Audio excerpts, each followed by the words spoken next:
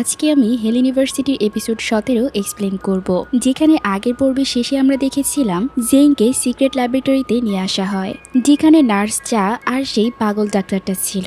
একটু পরেই সেখানে ম্যাডাম ভায়োলেট এসে উপস্থিত হয়। সেই ল্যাবরেটরির ভেতরেই আরো অনেক স্টুডেন্টের বডি দেখা যাচ্ছিল, যাদের উপর সেখানে এক্সপেরিমেন্ট করা হয়েছে। সেসব বডি দেখে জেইন আরো বেশি আতঙ্কিত হয়ে যায়। তখনই সেখানে ম্যাডাম ভায়োলেট এসে উপস্থিত হয়। তার সাথে ছিল তার ছেলে লিয়াম। এই সময় লিয়ামের চোখ মুখ দেখেই বোঝা যাচ্ছিল সে কতটা গিল্টি ফিল করছে। সে তো ভালোভাবে জেইনের চোখের সাথে চোখও মেলাতে পারছিল না। এরপর ম্যাডাম ভায়োলেট যখন একপাশে গিয়ে এক্সপেরিমেন্ট স্টার্ট করার ব্যাপারে কথা বলতে যায়, লিয়াম তখন জেইনের সামনেই দাঁড়িয়েছিল। সে জেইনের কাছে এসে তার এই করুণ অবস্থা দেখে তার কাছে মাফ চায়। জেইন বলে, তুমি আসলে কিসের জন্য মাফ চাইছো? লিয়াম তখন বলে, প্লিজ আমার মাকে মাফ করে দিও। তখন জেইন বলে, তোমার কি মনে হয় এত কিছুর বদলে শুধু সরি বললেই সবটা কাভার হয়ে যাবে? তোমার মা এতগুলো মানুষের জীবন নষ্ট করেছে, কতগুলো স্টুডেন্টকে জানে মেরে ফেলেছে। এখন তো অ্যাটলিস্ট তোমার চোখ খোলা উচিত। জেনের কাছ থেকে এইসব শুনে লিয়াম বলে, সত্যি বলতে আমার সব সময় তোমাকে দেখে অনেক বেশি হিংসা হয়। যেই সম্পর্কটা আমি তোমার আর তোমার বন্ধুদের মধ্যে দেখতে পাই, তোমরা যেভাবে সবাই একসাথে এতটা খুশি থাকো, এইসব দেখে আমারও সত্যিই খুব ইচ্ছে হয় আমারও যদি তোমাদের মতো এমন ফ্রেন্ডশিপ থাকতো। জেইন বলে, এখনো তো একদমই দেরি হয়নি, তুমি এখনো সবার সাথে বন্ধুত্ব করতে পারো। এইসবের জন্য তোমাকে শুধু তোমার মায়ের ছায়া থেকে বের হতে হবে লিয়াম। লিয়াম বলে, না আমি এটা পারবো না, কারণ আমার জীবনে এখন মা ছাড়া আর কেউ নেই। জেইন তখন লিয়ামের কাছে রিকোয়েস্ট করতে থাকে, এখনো একদমই দেরি হয়নি, প্লিজ আমাদেরকে সাহায্য করো। লিয়াম বারবার বলতে থাকে, সরি জেইন, আমি একদমই পারবো না। জেইন এই কথা শুনে তাকে রেগে গিয়ে বলে, কেন পারবে না? তুমি কি ভয় পাচ্ছ তোমার মাস্টারের অর্ডার ভঙ্গ করতে? জেইন তাকে এভাবে ম্যানিপুলেট করার চেষ্টা করছিল। এর মধ্যে ম্যাডাম ভায়োলেট আবারও জেইনের কাছে চলে আসে আর সেই ডাক্তারকে বলে তৎক্ষণাৎ ফর্মুলাটা তৈরি করার প্রসেস শুরু করে দিতে। সেই সময় পর্যন্ত জেইন তো জানতো না ফর্মুলাটা আসলে তার রক্ত দিয়েই তৈরি করা হবে। তাই সে ম্যাডাম ভায়োলেটকে বলে, ও আচ্ছা, অবশেষে আপনারা তাহলে সেই লাস্ট ইনগ্রিডিয়েন্টটাও পেয়ে গেছেন যেটা দিয়ে এই ফর্মুলাটা কমপ্লিট হবে। যেহেতু সেই উপাদানটা পেয়ে গেছেন, তাহলে আমাদেরকে এখানে বেঁধে রেখেছেন কেন? এইসব টর্চার বন্ধ করে আমাদেরকে দয়া করে যেতে দিন। তখন ম্যাডাম ভায়োলেট বলে, কি বললে? তোমাদেরকে যেতে দিব? তুমি আমাকে কি মনে করো, পাগল নাকি? আমি এত বছর যাবত ওই ফর্মুলাটা তৈরি করার চেষ্টা করে যাচ্ছি, আর তুমি এখন বলছো তোমাদেরকে এখান থেকে যেতে দিয়ে আমি নিজে জেল খাটি? আমি এখন আমার সফলতার দ্বার প্রান্তে। এই মুহূর্তে আমি কোনো ভুল করতে পারি না, আর এর জন্য এই কাজের কোনো সাক্ষীও বেঁচে থাকবে না। তখন জেইন ম্যাডাম ভায়োলেটকে জিজ্ঞেস করে, আপনার প্ল্যানটা আসলে কি? আপনি কি আমাদের সবাইকে মারতে চাইছেন? তখন ম্যাডাম ভায়োলেট খুবই কড়া গলায় বলে, আমার পরিকল্পনাকে আন্ডার এস্টিমেট করার চিন্তাও করো না। তখন জেইন বলে, আপনি কি মনে করেছেন আপনি এত সহজেই পার পেয়ে যাবেন? ম্যাডাম ভায়োলেট বলে, তাই নাকি? তোমার আসলে আমার সম্পর্কে কোনো ধারণা নেই জেইন। আমি বরাবরই অনেক বেশি লাকি, যার জন্য ধাঁধার শেষ দুই টুকরো নিজে থেকে আমার কাছে এসে ধরা দিয়েছে, যার প্রথমটা ছিলে তুমি। এইটা শুনে জেইন একদমই কনফিউজড হয়ে যায় আর জিজ্ঞেস করে, আমি কিভাবে?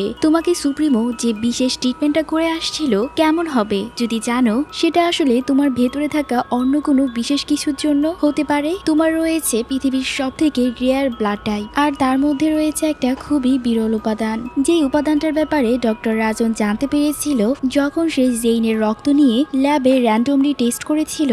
তখন থেকেই তারা জানতে পারে জেইনের রক্ত দিয়ে আসলে সেই ফর্মুলাটা কমপ্লিট করা সম্ভব। বর্তমানে এই সবকিছু ব্যাপারে জানার পর জেইন বলে, তাহলে আপনাদের আসলে আমার ব্লাড দরকার সেই সিরামটা প্রস্তুত করার জন্য, যেটা দিয়ে আপনারা সেই ফর্মুলাটা কমপ্লিট করবেন। এরপর ম্যাডাম ভায়োলেট বলে, বিশ্বাস করো, তোমার হোঁচট খেয়ে এখানে এসে পড়া আর শেষমেশ এই ইউনিভার্সিটিতে ভর্তি হওয়াটা আমার কপালে ঘটে যাওয়া এই যাবৎকালের সব থেকে চমৎকার ঘটনা ছিল।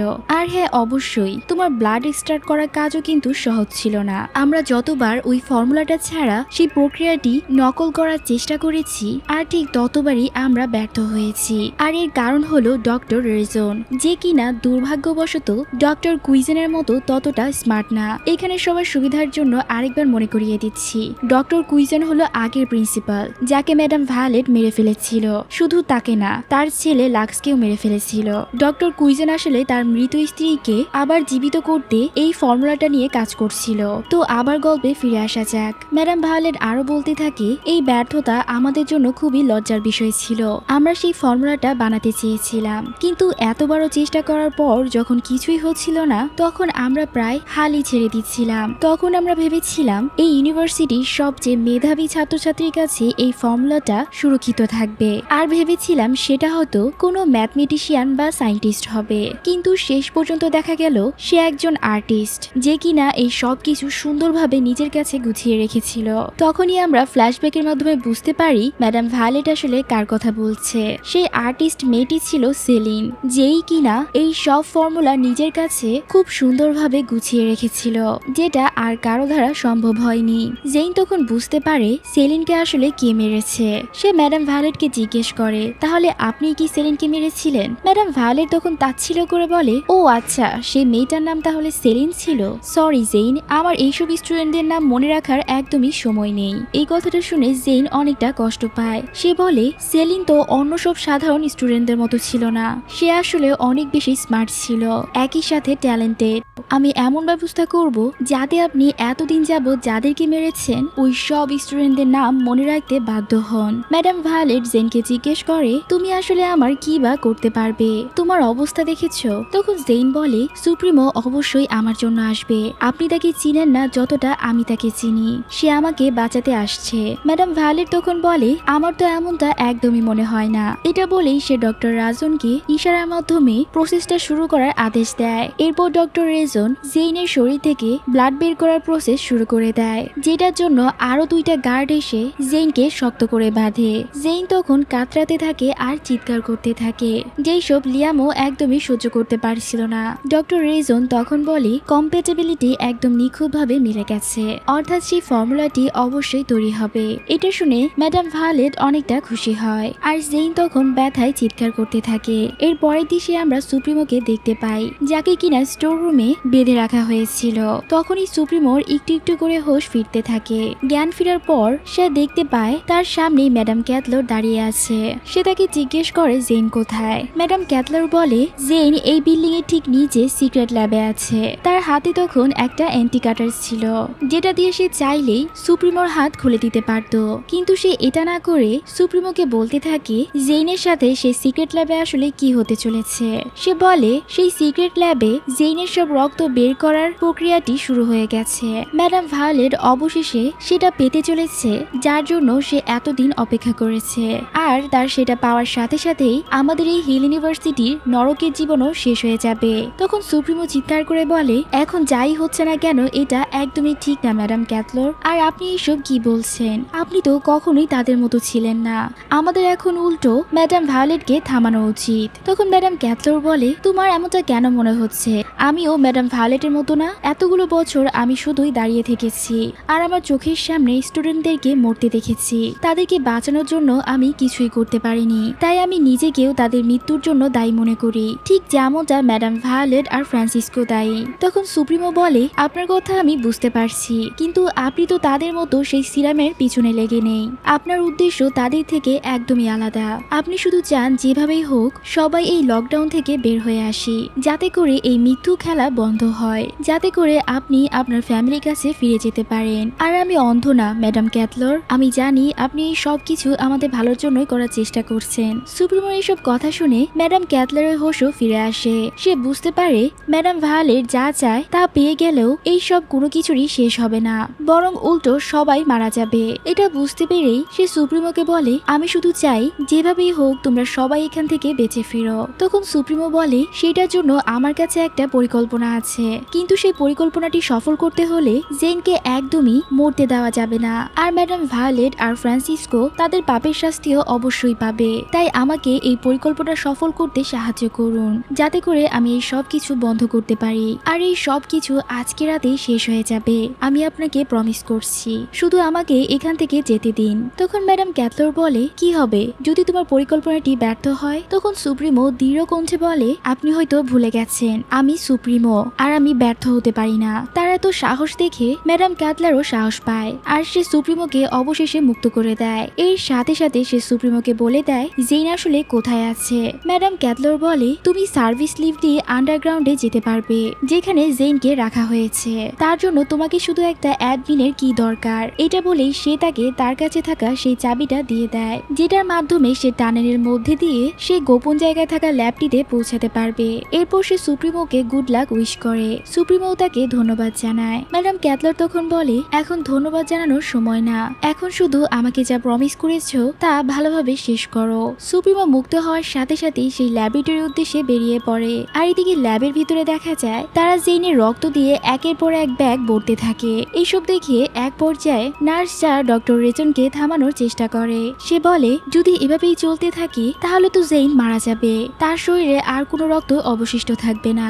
তখন ডক্টর রেজন বলে, তো কি হয়েছে, আমাদের কাছে তো আর কোনো উপায়ও নেই। যদি আমরা তাদের কথা মতো কাজ না করি তাহলে তারা উল্টো আমাদেরকে মেরে ফেলবে, আর আমাদেরকে আজকে রাতের মধ্যে সবটা কমপ্লিট করতে হবে। ম্যাডাম ভায়োলেট তখন বলতে থাকে, আমি কোনো ভুলের সম্ভাবনা রাখতে চাই না, তাই তার শরীরে থাকা সব রক্তই বের করে ফেলো। এই কথা শুনে নার্স যা ভায়োলেটকে বলে, তাহলে তো সে মারা যাবে। ম্যাডাম ভায়োলেট বলে, এই মুহূর্তে আমি এইসব কোনো কিছুরই পরোয়া করি না, যা বলছি তা করো। এদিকে অত্যাধিক রক্ত নেওয়ার কারণে জেইন ধীরে ধীরে হোশ হারিয়ে ফেলে। এরপরে আমরা সুপ্রিমোকে সেই ল্যাবের ভিতরে দেখতে পাই, যে কিনা টানেলের ভেতর দিয়ে ধীরে ধীরে সামনের দিকে এগোচ্ছিল। এদিকে ল্যাবের ভিতরে জেইনের এই করুণ অবস্থা দেখে নার্স যাও হাতে হাত রেখে বসে থাকতে পারে না। সে তাড়াতাড়ি করে ইমার্জেন্সি অ্যালার্ম বাজায় আর জেইনকে মুক্ত করার কথা বলে। ম্যাডাম ভায়োলেট তখন নার্স চায়ের দিকে চিৎকার করে বিশ্বাসঘাতক বলে। এরপর গার্ডদের আদেশ দেয় তাকে সাথে সাথে সেখান থেকে নিয়ে যেতে।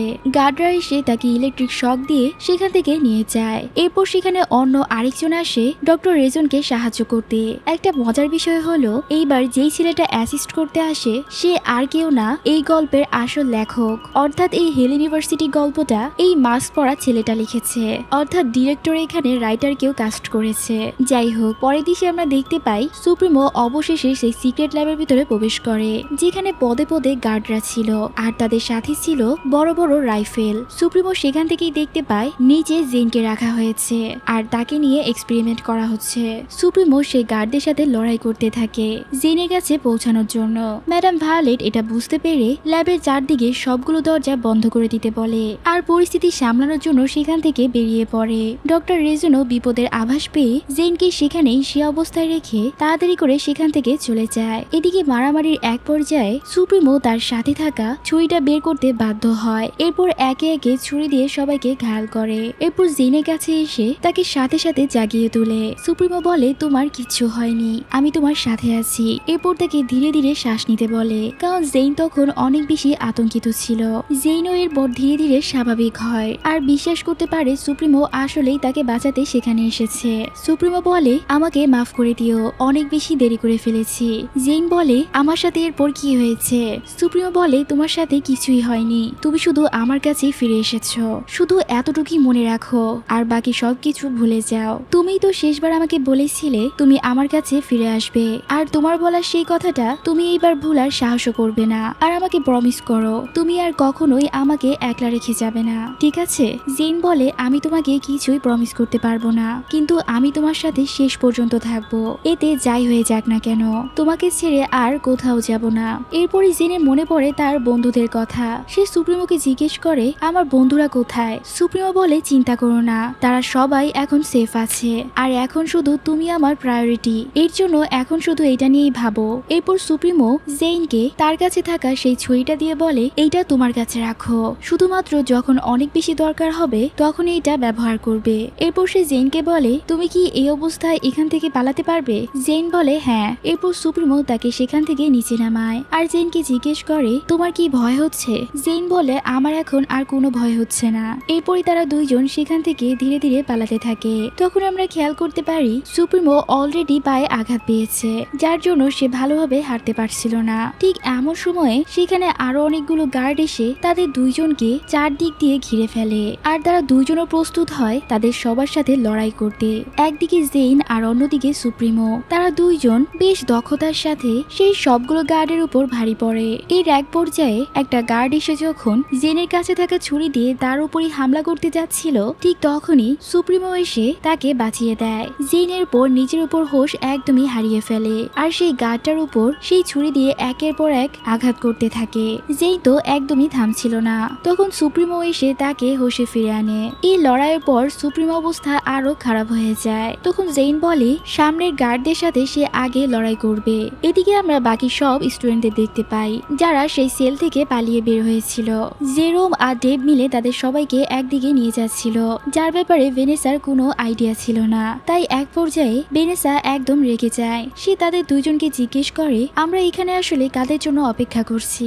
আমাদের তো এখন পালানোর চেষ্টা করা উচিত। জেরোম বলে আমরা যাদের জন্য অপেক্ষা করছি তারা কিছুক্ষণের মধ্যে এদিকে চলে আসবে। ভেনেসা তো কিছুই বুঝতে পারছিল না সে আসলে কাদের ব্যাপারে কথা বলছে। তাই সে জেরোমকে জিজ্ঞেস করে আমরা আসলে এখানে কাদের জন্য অপেক্ষা করছি? তখন মিয়া ভেনেসাকে শান্ত করার চেষ্টা করে। সে ভেনেসাকে বলে আমি ওইসব গার্ডদের আগেও দেখেছি যারা আমাদেরকে বন্দি করেছিল। তারা স্টুডেন্টদেরকে জোর করে নিয়ে কোথাও একটা যাচ্ছিল। হয়তো তারা সেসব স্টুডেন্টের উপর এক্সপেরিমেন্ট করার জন্য নিয়ে গেছে। আর এইসব মনে করে আমার জেনের জন্য আরো বেশি চিন্তা হচ্ছে। আমাদের উচিত জেনকে আরো তাড়াতাড়ি উদ্ধার করা। তখন পিছন থেকে ফ্রিসি এসে বলে তুমি জেনের কথা বলছো? সে তো এখন সুপ্রিমোর সাথে আছে, তাই তার ব্যাপারে চিন্তা না করে আপাতত শান্ত হও। আমাদের উচিত হবে এখানে দাঁড়িয়ে থেকে তাদের জন্য অপেক্ষা করা। তখন পাশে আরেকটা ছেলে বলে ওঠে তোমরা তো বলছোই না কাদের জন্য আসলে আমরা এখানে অপেক্ষা করছি। আমাদের কাছ থেকে এখান থেকে পালানোর একটা বড় সুযোগ হাতছাড়া হয়ে যাচ্ছে। তাই অন্যদের ব্যাপারে চিন্তা করা বাদ দিয়ে এখনই আমাদের এখান থেকে পালানো উচিত। এই কথা শুনে মিয়া তো অনেক বেশি রেগে যায়। সে সেই ছেলেটাকে বলে তুমি আসলে কি বলতে চাইছো? তখন সেই ছেলেটা বলে তাদের তো জেনকে দরকার ছিল আর তারা জেনকে পেয়েও গেছে। তাই এখন আমাদের উচিত হবে এই সুযোগটা ব্যবহার করে এখান থেকে পালিয়ে যাওয়া। তার থেকে এইসব কথা শুনে মিয়া সেই ছেলেটিকে কষিয়ে একটা থাপ্পড় দেয় আর বলে তোমরা এতটা স্বার্থপর কিভাবে হতে পারলে? সেই একমাত্র কারণ যার জন্য আমরা সেই জেল থেকে বের হতে পেরেছি। সে নিজের আত্মত্যাগ করে আমাদের সবাইকে মুক্ত করেছে আর শুধুমাত্র তার জন্যই আমরা এখনো বেঁচে আছি। আর তার এত কিছু করার পর তুমি এইসব বলছো? তোমার কি একদমই লজ্জা হয় না? এটা বলে সেই ছেলেকে আরো মারতে থাকে। তখন ডেভ এসে তাকে কোনো মতে থামায় আর মিয়াকে বলে আমরা সবাই অনেক বেশি ক্লান্ত, এর সাথে আমরা সবাই অনেক বেশি ভয় পেয়ে আছি। তাই তোমাদের এসব শুধু শুধু লড়াইয়ে কোনো সমাধানই আসবে না। তখন ফ্রিজি বলে আমার কাছে মিয়ার এই ব্যাপারটা বেশ ভালো লেগেছে। তাদের থেকে এইসব কথা শুনে সেখানে উপস্থিত সবাই অনেক বেশি ভয় পেয়ে যায়। তারা কেউ বুঝতেই পারছিল না এখন তারা কি করবে। এইসব দেখে অ্যাঞ্জেলিকা তাদের সবাইকে চুপ থাকতে বলে। সে তখন সবাইকে উদ্দেশ্য করে বলে তোমরা আসলেই একটা কাপুরুষের দল। কারণ এখন পর্যন্ত তোমরা শুধু এইটাই ভেবে যাচ্ছ কিভাবে এখান থেকে পালানো যায়, কিন্তু তোমাদের মধ্যে একজনেরও এইটা ভেবে রাগ উঠছে না তারা আমাদের সাথে যা করেছে তার জন্য তাদেরকে শাস্তি দেওয়া উচিত। যারা তোমাদের সাথে এত বেশি অন্যায় করে এসেছে তাদেরকে কিছু না করেই তোমরা শুধু এখান থেকে পালানোরই চিন্তা করছো। তোমাদের কি নিজেদের জন্য একটুও দয়া হয় না? আমরা এতটা বছর প্রত্যেকটা দিন শুধু ভয়ে ভয়ে দিন কাটিয়েছি। তোমরা আসলে কেউই জেনের চুলেরও যোগ্য না। সে নতুন হওয়া সত্ত্বেও যেভাবে সাহস দেখিয়েছে আর এখানে এসে কত কিছু পরিবর্তন করেছে তা তোমরা জীবনেও চিন্তাও করতে পারো না। শেষ পর্যন্ত তোমরা সবাই ইঁদুরের বাচ্চাদের মতো এখনো শুধু পালানোরই চেষ্টা করছো। কিন্তু আমি তোমাদের মতো না, আমি লড়াই করব। আমি আর তাদের গোলাম হয়ে থাকবো না। তার এই কথা শুনে বাকি মেয়েরাও আস্তে আস্তে বলে ওঠে আমরাও এভাবে আর ভয়ে বাঁচবো না। এখন আমরা মৃত্যুর আগ পর্যন্ত লড়াই করে যাব। তখন ফ্রিজি বলে আমি শিওর হয়ে বলতে পারি সুপ্রিমো এখনো ভিতরেই আছে, তাকে সেখানে আটকে রাখা হয়েছে। আর তোমাদের কোনো ধারণাও নেই সে কতবার তোমাদের সবাইকে বাঁচানোর জন্য নিজের জীবন ঝুঁকিতে রেখেছে। সে যদি না থাকতো তাহলে আমরা সবাই আরো অনেক আগেই মারা যেতাম। তাই আমরা এভাবে তাকে এই লড়াইয়ে একা ফেলে রেখে যেতে পারি না। তখন সেখানে থাকা মেয়েরা বলে আমরা এখন সবাই সুপ্রিমোর পাশে আছি। সেখানে থাকা যে মেয়েটিকে সুপ্রিমো সেদিন বাঁচিয়েছিল সেই মেয়েটিও বলে আমি আর আমার মাও এখন থেকে এই লড়াইয়ে সুপ্রিমোর সাথে আছি, কারণ সেই আমাদেরকে বাঁচিয়েছিল। তাই আমি এই বিপদের দিনে সুপ্রিমোকে একা রেখে কোথাও যাব না। তাদের এই কথার সাথে সেখানে উপস্থিত বাকি সব স্টুডেন্টরা একমত হয়। তখন দেব বলে ঠিক আছে এখন থেকে আমরা সবাই একসাথে লড়াই করব, কিন্তু এখন আমাদের একদমই শব্দ করা যাবে না, তা না হলে শত্রুরা আমাদের খবর পেয়ে যাবে। আমরা দেখতে পাই জেরোমের হাতে কিছু একটা ছিল যেটা ট্র্যাক করে সে সবাইকে নিয়ে কোথাও একটা যাওয়ার চেষ্টা করছিল। আর অন্যদিকে আমরা দেখতে পাই লুককে তারা তিনজন খুঁজে পেয়েছে। ম্যাট তখন তাকে জব্দ করে জিজ্ঞেস করে, তুমি জানতে আমরা সবাই বিপদে আছি, কিন্তু তবুও তুমি আমাদেরকে কিছুই বলনি। তখন লুক বলে, হ্যাঁ আমি জানতাম, কিন্তু আমি তখন বোকা ছিলাম। আমি তো ভেবেছিলাম আমি যদি তাদেরকে সাহায্য করি হয়তো তারা আমাকে ছেড়ে দিবে, আমি এখান থেকে বের হয়ে আমার ফ্যামিলির সাথে দেখা করতে পারবো, কিন্তু তারা এমনটা কিছুই করেনি। তারা শুধু আমাকে গুটি হিসেবে ব্যবহার করেছে। এরপর সে নাজির লুমিয়াকে বলে, আমি তো শুধু এতটুকুই চেয়েছিলাম যে তুমি আমাকে রিসপেক্ট করো, যেটা আমি তোমার কাছ থেকে কখনো পাইনি। তখন নাজির বলে, বিশ্বাসঘাতকরা কখনো রিসপেক্ট ডিজার্ভই করে না, কিন্তু আমি তাদের সবাইকে দ্বিতীয় সুযোগ দিয়ে থাকি যারা নিজের পাপের প্রায়শ্চিত্ত করতে চায়, যারা কিনা নিজের ভুল স্বীকার করে। এরপর ম্যাট লুকের কাছে জিজ্ঞেস করে, বাকি স্টুডেন্টরা এখন কোথায় আছে, আর জেনকেই বা তারা কোথায় নিয়ে গেছে। লুক বলে, জেনকে তারা এই বিল্ডিং এর আন্ডারগ্রাউন্ডে থাকা সিক্রেট ল্যাবে নিয়ে গেছে, অ্যাডমিন বিল্ডিং এর নিচে পশ্চিম দিকে, সেখানে সেই ল্যাবটি রয়েছে। এটা শুনে নিকি কোল্ট একদমই অবাক হয়ে যায়। সে বলে, আমি বিশ্বাসই করতে পারছি না, এতগুলো সময় ধরে আমরা মরিয়া হয়ে যে সিক্রেট ল্যাবের খোঁজ করছিলাম সেটা কিনা বিল্ডিং এর নিচে লুকিয়েছিল। তখন ম্যাট বলে, আমরা এখন আর কিসের অপেক্ষা করছি, আমাদের তাড়াতাড়ি সেখানে যেতে হবে। তখন লুক বলে, আমিও তোমাদের সাথে যেতে চাই আর আমার কাজের প্রায়শ্চিত্ত করতে চাই, আমি তোমার কাছ থেকে সম্মান পাওয়ার এই দ্বিতীয় সুযোগটা হাতছাড়া করতে চাই না। এইটা শুনে নাজির লুমিয়াও তার হাত বাড়িয়ে দেয় আর তাকে খুশি খুশি দলে সামিল করে। ঠিক তখনই সেখানে ডেভিল গড ওয়ারিয়ারের রোকজেন আর নকরের সেলভিনিয়া সেখানে এসে উপস্থিত হয়। রোকজেন এসে জিজ্ঞেস করে, এখানে তোমরা কি করছো, ব্ল্যাক ব্লাড গ্যাং এর মিলন মেলা চলছে নাকি? যাই হোক, হয়তো তারা একসাথে মিলে এবার ম্যাডাম ভায়োলেট আর ফ্রান্সিসকোর বিরুদ্ধে লড়াই করবে। এদিকে আমরা জেইন আর সুপ্রিমোকে একসাথে দেখতে পাই, যেখানে সুপ্রিমোর পায়ের অবস্থার জন্য সে একদমই সামনের দিকে এগোতে পারছিল না, আর এক পর্যায়ে সে নিচে পড়ে যায়। সুপ্রিমো তো তখনও হাল ছাড়ছিল না। তখন জেইন বলে, তোমার ক্ষতর জায়গা থেকে অনেক বেশি রক্ত বের হচ্ছে, এখনই আগে এইটার একটা ব্যবস্থা করতে হবে। কিন্তু সুপ্রিমো বলে, সে ঠিক আছে, এইসব বাদ দিয়ে তাদের শুধু এখন এখান থেকে পালানোর দিকে ফোকাস করা উচিত। এরপর সে একটু হতাশ হয়ে জেইনকে বলে, আমি আসলে জানি না বাইরে ম্যাডাম ভায়োলেটের আসলে কতগুলো গার্ড সেখানে আছে, কিন্তু আমি দেখেছি তাদের সবার হাতেই বড় বড় রাইফেল আছে, তাই তাদের সাথে লড়াই করা আরো বেশি কঠিন হবে। তুমি কি প্রস্তুত? জেইন বলে, যাই হোক না কেন আমি তোমাকে ছেড়ে যাব না। তখন সুপ্রিমো বলে, তোমার এতটুকু বলাই যথেষ্ট ছিল, এখন আমার যতক্ষণ পর্যন্ত শ্বাস আছে ততক্ষণ পর্যন্ত তোমার উপর আমি কোনো আজ আসতে দিব না। সুপ্রিমো আরো বলে, আমি চাই এখান থেকে বের হয়ে সব সময় তোমার সাথে থাকতে, এই লড়াই শেষে আমি এই হেল ইউনিভার্সিটি থেকে বের হতে চাই আর চিরতরে তোমার সাথে থাকতে চাই। তখন আর সুপ্রিমো হিসেবে না, বরং আমার আসল সত্তা এই স্ক্রেচ হিসেবে। এই কথা শুনে জেইন সুপ্রিমোকে জড়িয়ে ধরে আর তাকে কিস করতে নেয়। ঠিক তখনই সুপ্রিমোর পায়ের ব্যথা আরো বেশি জটিল হয়ে ওঠে। সুপ্রিমোর পায়ের এই অবস্থা দেখে জেইন সুপ্রিমোকে বলে, আমি তোমাকে সব সময় কিস করতে পারবো, কিন্তু আপাতত আমাদেরকে প্রথমে তোমার এই ক্ষতর একটা ব্যবস্থা করতে হবে আর তার জন্য এখান থেকে বের হতে হবে। এরপর দেখা যায় তারা দুইজন কোনো মতে সেই সিক্রেট ল্যাব থেকে বের হয়ে আসে, আর ঠিক তখনই সেখানে ম্যাডাম ভায়োলেটের গার্ডরা চলে আসে, আর ম্যাডাম ভায়োলেটও একটা বন্দুক হাতে তাদেরকে সেখানে আটকে দেয়। তখন ফ্রান্সিসকো বলে, তোমরা সীমানার একদম শেষে চলে এসেছো, জেইনকে আমাদের হাতে তুলে দাও, তাতে হয়তো আমরা তোমার জীবন ভিক্ষা দিতে পারি। ম্যাডাম ভায়োলেটও সুপ্রিমোর কাছে জেইনকে ফিরিয়ে দিতে বলে। ম্যাডাম ভায়োলেট বলে, সে তোমার এই ভালোবাসার যোগ্য না, তাকে আমাদের হাতে ছেড়ে দাও। এই কথা শুনে জেইন বলে, যদি আমি তোমাদের সাথে চলে যাই তাহলে কি তোমরা সুপ্রিমোকে যেতে দিবে? সুপ্রিমো তখনই জেইনকে থামিয়ে দেয় আর এইসব কথা বলতে নিষেধ করে। সে জেইনকে বলে, তোমাকে কে বলেছে তুমি আমাকে ছেড়ে যেতে পারো? তখন জেইন বলে, এইস তোমার অবস্থা দেখো, আমরা এখন একদমই তাদের সাথে লড়াই করার সিচুয়েশনে নেই, আর আমি চাই না আমার জন্য তোমার কিছু হোক। তখন সুপ্রিমো জেইনকে এইসব কথা না বলে চুপ থাকতে বলে আর তার উপর চুপচাপ বিশ্বাস করতে বলে। সে জেইনকে বলে, তুমি তোমার চোখ বন্ধ করো আর শুধু আমার উপর বিশ্বাস রাখো। জেইনও তার কথা মতো তার চোখ বন্ধ রাখে। তখন সুপ্রিমো সে অবস্থাতেও কোনো মতে গার্ডদের সাথে লড়াই করার চেষ্টা করে। সে যখন গার্ডদের সাথে লড়াই করছিল ঠিক তখনই ম্যাডাম ভায়োলেট একটা গুলি চালায়, যে গুলিটা সুপ্রিমোর একদিক দিয়ে ছুঁয়ে যায়। এতে করে জেইন অনেক বেশি ভয় পেয়ে যায়। সুপ্রিমো তো সে অবস্থাতেও বলছিল, আমি থাকতে তুমি কখনোই জেইনকে এখান থেকে নিয়ে যেতে পারবে না। ম্যাডাম ভায়োলেট বলে, ও আচ্ছা তাই নাকি, তাহলে তোমাকে এখানে মেরেই তাকে এখান থেকে নিয়ে যাচ্ছি। এই বলে সে যখন আবারও সুপ্রিমোর উপর গুলি চালাতে যাবে ঠিক তখনই লিয়াম মাঝখানে এসে তার মাকে থামানোর চেষ্টা করে। সে তখন তার মাকে জড়িয়ে ধরে আর তাকে বোঝানোর চেষ্টা করে সে যা করছে তা মোটেও ভালো না। তখন ম্যাডাম ভায়োলেট বলে, বলে, তোমার হঠাৎ করে কি হয়েছে? তুমি এসব কি বলছো? আমার সামনে থেকে দূরে যাও আর আমাকে আমার কাজ করতে দাও। লিয়াম তো তবুও তার মাকে ছাড়ছিলই না। তখন ম্যাডাম ভায়োলেট বলে, এখন যখন আমি আমার স্বপ্ন পূরণ করার একদম শেষ স্টেপে আছি, তখন এসে তুমি আমাকে এভাবে থামাতে পারো না। লিয়াম তো তার কোনো কথাই শুনছিল না আর তাকে জাপটে সেখানেই দাঁড়িয়েছিল। ম্যাডাম ভায়োলেট তখন বলে, আমি নাম্বার গুনবো, এর মধ্যে তুমি আমাকে ছেড়ে দিবে, নয়তো তোমাকে মরতে হবে। এই বলে সে সত্যি সত্যি নাম্বার কাউন্ট করতে শুরু করে। লিয়াম তবুও তার মাকে বোঝানোর চেষ্টা করে।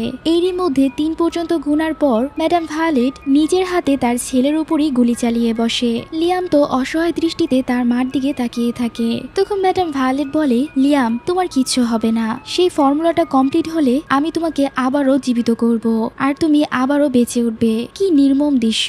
এদিকে লিয়ামের এই অবস্থা দেখে জেইন জোরে চিৎকার করে ওঠে। ইভেন ম্যাডাম ভায়োলেটকে এমনটা করতে দেখে ফ্রান্সিসকো পর্যন্ত অবাক হয়ে যায়। আর অন্যদিকে আমরা তাদের সব বন্ধুদেরকে দেখতে পাই, যারা সবাই জেরমকে অনুসরণ করে কোথাও একটা যাচ্ছিল। ঠিক তখনই তারা কিছু একটা শব্দ শুনতে পায়। কিছু লোক তাদের দিকেই তেড়ে আসছিল। জেরমও সেটা তার হাতে থাকা সেই সিগন্যালের মাধ্যমে বুঝতে পারে। তারা কিছু বুঝে ওঠার আগেই কতগুলো গার্ড এসে তাদের সবাইকে চারদিক থেকে ঘেরাও করে ফেলে। আর অন্যদিকে মুহূর্তের মধ্যেই নিজেকে ঠিক করে আবার আসল রূপে ফিরে আসে আর সুপ্রিমোকে মারার আদেশ দেয়। তখন ফ্রান্সিসকো বলে, আমাদেরকে এই মেয়েটাকে যেভাবেই হোক জীবিত দরকার। এটা বুঝতে পেরে জেন এইবার এগিয়ে এসে তাদের সাথে লড়াই করতে থাকে। সে তখন একা হাতেই সেখানে উপস্থিত অনেকগুলো গার্ডকে কুপকাত করে দেয়। এরপর আবারও সুপ্রিমোর কাছে এসে তাকে প্রোটেক্ট করার জন্য তাকে ঘিরে বসে। তখন ম্যাডাম ভায়োলেট জেনকে বোঝানোর চেষ্টা করে যে তোমার শরীরে থাকা রক্ত অনেক বেশি মূল্যবান, তাই নিজেকে এভাবে শেষ করে দিয়ে তা বিফলে যেতে দিও না। তুমি যদি বেঁচে থাকো তাহলে আরো অনেক বেশি সিরাম বানাতে পারবে আর এর সাথে সাথে অনেক মানুষের জীবনই বাঁচাতে পারবে। তাই আমাদেরকে সেই ক্ষমতাটা অর্জন করতে দাও, তখন আমরা এই পুরো পৃথিবী পরিবর্তন করে ফেলবো। তোমাকে আমি শেষ সুযোগ দিচ্ছি, তুমি আমাদের সাথে আসো আর তোমার প্রিয়তমাকে বাঁচতে দাও। জেন তো তবুও তার কোনো কথাই আসতে চায় না। তখন ম্যাডাম ভায়োলেট জেনকে উস্কানোর জন্য বলে, তুমি কার জন্য এত লড়াই করছো? এই ছেলেটি তো তোমাকে বরাবরই মিথ্যা বলে এসেছে।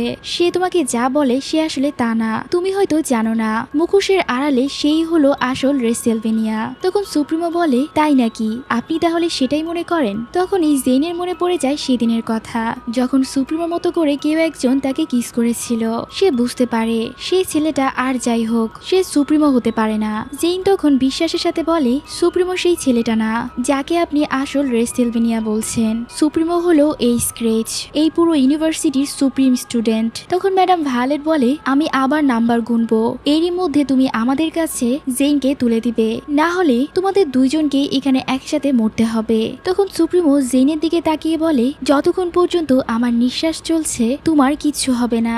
আমি এই স্ক্রেচ, তোমার শিল্ড, তোমার সেই বুলেট প্রুফ বেস্ট আর তোমার সেই সাহসী যোদ্ধা। ম্যাডাম ভায়োলেট এরপর নাম্বার গুনতে শুরু করে। তখন সুপ্রিমো জেনকে বলে, ডার্লিং এখন এখান থেকে পালিয়ে যাও। কিন্তু জেন শক্ত হয়ে সেখানেই বসে থাকে। তখন সুপ্রিমো জেনের দিকে তাকিয়ে আবার বলে, আমি জানি তুমি এখন কি ভাবছো, কিন্তু আমি যা বলছি তা করো আর এখান থেকে পালিয়ে যাও। ম্যাডাম ভায়োলেট 3 পর্যন্ত গুনে যেই না তাদের উপর গুলি করতে যাবে, ঠিক তখনই সুপ্রিমো জোরে পিছন থেকে কাউকে আসতে দেখে ভাইয়া বলে ডাক দেয়, যেটা দেখে ম্যাডাম ভায়োলেটও অবাক হয়ে যায় আর তারা দুজনই তখন পিছনে তাকায়। আমরা তখন দেখতে পাই আসল রেসেলভেনিয়া তার বিড়াল হইকে নিয়ে সামনের দিকে হেঁটে আসছে। হই আসলে রেসেলভেনিয়ারই পোষা বিড়াল। যাক, তাকে এভাবে সামনে দেখে জেন সুপ্রিমোকে জিজ্ঞেস করে, এই ছেলেটা কে? ম্যাডাম ভায়োলেট রেসেলভেনিয়ার দিকে তাকিয়ে বলে, আমি তো ভেবেছিলাম সুপ্রিমোই হলো আসল রেসেলভেনিয়া, যদি তা না হয়ে থাকে তাহলে আবার তুমি কে? তখন রেসেলভেনিয়া বলে, আপনার কি আসলে আমার কথা মনে নেই?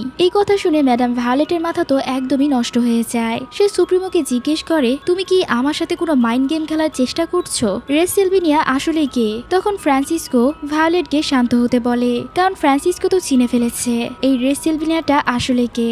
রেসেলভেনিয়া ফ্রান্সিসকোর দিকে তাকিয়ে বলে, সেদিন রাতে আপনার উচিত ছিল আমাকে একেবারে মেরে ফেলা। এটা বলে সে তার মাস্কটা খুলে ফেলে আর আমরা সেদিনের সে অতীতের দৃশ্যটা দেখতে পাই, যেখানে লাক্স অর্থাৎ রেসেলভেনিয়া তার গার্লফ্রেন্ড সামান্থা একসাথে সেখান থেকে পালানোর চেষ্টা করছিল। আর ঠিক তখনই হঠাৎ করে একটা গুলি এসে সামান্থাকে আঘাত করে আর সে তখনই মাটিতে লুটিয়ে পড়ে। লাক্স তখন সামান্থাকে বলে, তুমি প্লিজ হাল ছেড়ো না, আর কয়েকটা স্টেপ পরেই আমরা এখান থেকে বের হতে পারবো। কিন্তু সামান্থার অবস্থা একদমই খারাপ হয়ে যায়। তারা দুইজন তখন গেটের একদম একদম কাছেই ছিল। এই অবস্থায় লাক্স সামান্তাকে হারানোর ভয়ে তাকে ধরে কান্না করতে থাকে। লাক্স সেই সময়কার সুপ্রিম স্টুডেন্ট ছিল, আর সামান্তা হয়তো ছিল তার সেক্রেটারি, ঠিক যেমনটা এইস আর জেনের ক্ষেত্রে হয়েছে। তাই লাক্সও তখন সামান্তাকে বলতে থাকে, তুমি আমাকে এভাবে রেখে যেতে পারো না, আর এটা আমার অর্ডার। সামান্তা তখন লাক্সকে আই লাভ ইউ বলে তার কোলেই শেষ নিঃশ্বাস ত্যাগ করে। লাক্স তখন পাগলের মতো তাকে ধরে কান্না করতে থাকে। এরপর সে বলে, তোমার এই অবস্থার জন্য যারা দায়ী তাদের সবাইকে আমি তাদের পাপের শাস্তি দিয়েই ছাড়বো। ঠিক তখনই সেখানে পিছন থেকে ফ্রান্সিসকো এসে হাজির হয়। সে লাক্সের দিকে বন্দুক তাক করে বলে, সবকিছু শেষ হয়ে গেছে লাক্স, এখন আর আফসোস করে লাভ নেই। তোমাদের লাভ স্টোরি এখানেই ইতি টেনেছে। আমি তোমাকে আগে অনেকবার সতর্ক করেছি, বলেছিলাম আসল দুনিয়াতে আসলে কে ভালো আর কে মন্দ এইসব কোনো কিছুই ম্যাটার করে না। যে তাদের ক্ষত লুকাতে পারে, নিজেদের দুর্বলতা হাইড করে চলতে পারে, তারাই তো দিন শেষে সার্ভাইভ করে। তোমাকে বলেছিলাম তাকে ভালোবেসে দুর্বল হতে না। তখন লাক্স ফ্রান্সিসকো উল্টা প্রশ্ন করে, তাহলে আপনি আপনার এই দুর্বলতা কিভাবে লুকাবেন? একদিন পৃথিবীর সবাই আপনাদের এই কাজের ব্যাপারে জেনে যাবে। আপনারা জানেনও না আপনারা আসলে কি নিয়ে খেলা করছেন। যাই করেন না কেন শেষটা আপনাদের কন্ট্রোলে নেই। তখন ফ্রান্সিসকো বলে, আসলে আমিও প্রথমে অনেকটা দ্বিধাগ্রস্ত ছিলাম। এরপর আমি আমার এই দ্বিধাদ্বন্দ্বের কথা ভায়োলেটকে জানাই। কিন্তু একটা পারফেক্ট ওয়ার্ল্ড তৈরি করতে আমাদেরকে এমন পাগলাটে অনেক কাজই করতে হয়, আর এই সবকিছু সম্ভব হয় শুধু ভালোবাসার জন্য। আর আমার এই অবস্থা তোমার থেকে ভালো কে বা বুঝবে? তুমিও তো সামান্থার জন্য পুরো দুনিয়ার সাথে লড়াই করতে প্রস্তুত ছিলে, তাই না? ঠিক একইভাবে আমিও ভায়োলেটের জন্য সবকিছু করতে রাজি আছি। বলতে গেলে আমরা দুইজনই ভালোবাসার শিকার। তখন লাক্স বলে, না, আমরা দুইজন এক না। আমার ভালোবাসা এতটা নির্মম না, আর তোমাদের সময় অবশ্যই আসবে। তখন ফ্রান্সিসকো বলে, আমাদের খারাপ সময় আসতেও পারে আবার নাও আসতে পারে, কিন্তু যাই হোক না কেন সেটা আর দেখার জন্য তুমি বেঁচে থাকবে না। এটা বলে সে লাক্সকে গুলি করে, এরপর সেখান থেকে চলে যায়। এদিকে সেই গুলিটা গিয়ে লেগেছিল একদম ঠিক লাক্সের চোখে, যার জন্য সে তীব্র ব্যথায় কাতরাতে থাকে, আর এতে করে তার একটা চোখ নষ্ট হয়ে যায়। কিন্তু সেদিন সে কোনো মতে জানে বেঁচে গিয়েছিল, আর বর্তমানে ম্যাডাম ভায়োলেটের সামনে দাঁড়িয়ে আছে। এরপর সে বর্তমানে ম্যাডাম ভায়োলেটকে জিজ্ঞেস করে, কি হলো, এবার আমাকে চিনতে পেরেছেন? আর তার এই কথা বলার মধ্যে দিয়ে এই এপিসোডটা এখানেই শেষ হয়ে যায়। এরপর থাকবে আর মাত্র একটি এপিসোড, যেখানে হবে ফাইনাল লড়াই। এখন আমরা চলো ছোট্ট করে দেখে নিই পরবর্তী পর্বে কি হতে চলেছে। পরবর্তী পর্বে আমরা দেখব রেস্টেলভেনিয়া বলে, ফ্রান্সিসকো, অনেকদিন পর আপনার সাথে দেখা হলো। আর ম্যাডাম ভায়োলেট, আপনি কেমন আছেন? এইসব সত্য জানতে পেরে জেন অনেক বেশি শকড হয়ে যায়। সে সুপ্রিমোকে জিজ্ঞেস করে, তাহলে রেস্টেলভেনিয়ায় তোমার ভাই, এইসব কি আসলেই সত্যি? তুমি আমাকে এইসবের কোনো কিছু ব্যাপারে বলনি কেন? সুপ্রিমো বলে, এখন থেকে আমি তোমাকে সবকিছু বলবো, আর কোনো সিক্রেটস রাখবো না। এদিকে ম্যাডাম ভায়োলেট রেস্টেলভেনিয়ার দিকে বন্দুক তাক করে তাকে জিজ্ঞেস করে, তুমি কিভাবে বেঁচে ফিরলে, আর কিভাবেই বা এই সবকিছু থেকে মুক্ত হলে? এর পরের একটা দৃশ্যে আমরা দেখতে পাই সব স্টুডেন্টদের সাথে ম্যাডাম ভায়োলেটের গার্ডের লড়াই হয়। এদিকে নাজিল লুমিয়া বলে, আমি তোমার কাছ থেকে একটা জিনিস শিখেছি, আর সেটা হলো সব বন্ধুরাই আসলে সত্যিকারে বন্ধু হয় না। এমন সময় আমরা নিকি কোল্টকে নাজিল লুমিয়ার দিকে বন্দুক তাক করতে দেখি, আর অন্যদিকে বাকি সব স্টুডেন্টরা সফলভাবে ম্যাডাম ভায়োলেটের গার্ডদের কুপুকাত করে জেইন আর সুপ্রিমোকে উদ্ধার করে। এরপর একদম শেষের দৃশ্যে দেখা যায় ভাইস প্রেসিডেন্ট আর ফ্রিজি মিলে বাইরে থেকে পুলিশ এনে ম্যাডাম ভায়োলেটকে কবজা করে। ভাইস প্রেসিডেন্ট জোরে মাইকে ম্যাডাম ভায়োলেটকে থামতে বলে আর তাকে আত্মসমর্পণ করতে বলে। তো এই ছোট্ট একটা প্রিভিউ থেকে বোঝা যায় আগামী পর্বে আসলে কি কি হতে চলেছে। একদম শেষে ম্যাডাম ভায়োলেটকে আটক করা হয়, আর সেখানে সবাই সাহসের সাথে লড়াই করে, জেইন আর সুপ্রিমোকে উদ্ধার করে। তো শেষ একটা পর্ব যেহেতু বাকি আছে, তাই এখানে স্পয়লার দেওয়ার আর দরকার নেই। শুধু এতটুকুই বলতে চাই, সিজন 1 শেষ হওয়ার পর মন খারাপ করার কোনো প্রয়োজন নেই। তোমরা সবাই শিওর থাকতে পারো সিজন 1 এর এত বেশি সাকসেস পাওয়ার পর সিজন 2 অবশ্যই আসবে, আর সেই সিজনের নাম হবে চেজিং হেল। কারণ তখন গল্পটা আর ইউনিভার্সিটির ভিতরে সীমাবদ্ধ থাকবে না। এখান থেকে বের হওয়ার পর তাদের জীবনের লড়াই শেষ হবে না, সামনে আরো অনেক কিছু হতে চলেছে যা আমরা সিজন 2 তে দেখতে পাবো। আর আমি খুব বেশি আশা করছি শেষ এপিসোডটায় যেন জেইনের বোন এলিসনকে দেখতে পাই। ডাইরেক্টর যেন এখানে কোনো ছেড়ছাড় না করে, কারণ আসল স্টোরিতে তো শেষ পর্বে এলিসন এসেই তাদের সবাইকে এখান থেকে মুক্ত করে। তো যাই হোক, দেখা হবে পরের পর্বে। আল্লাহ হাফেজ।